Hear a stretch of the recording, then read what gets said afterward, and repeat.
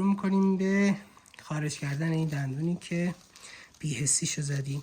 خب ما دکوله میکنیم در مرحله اول. قشنگ بافت لثه‌ای رو دکوله میکنیم با یک الیواتور. سطح پالاتالمون هم که دیگه بی‌حس کردیم، خیالمون ازش راحت. قشنگ دکوله میشه این دندون. خب حالا یک مقداری در مرحله اول ما سعی میکنیم با الیواتور دندونمون رو لقش کنیم. همیشه یادتون باشه هدف از استفاده از الیواتور خارج کردن دندان نیست. خارج کردن دندان بر عهده فورسپسه. همینقدر که من این دندان رو یه مقداری لق کردم، در حقیقت الیواتور هم کار خودش رو انجام داده. خب در مرحله بعدی من دندانم رو کامل قشنگ میگیرم.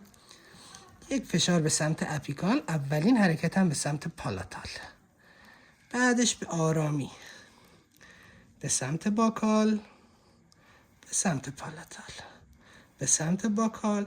این باید خیلی آروم انجام بشه تا فرصت اتساع به دیوارهای استخوانی رو بدیم. ببینین ریشه‌هاش رو، این باعث میشه که این ریشه‌های باریک نشکنه و شما رو از یک جراحی نجات بده.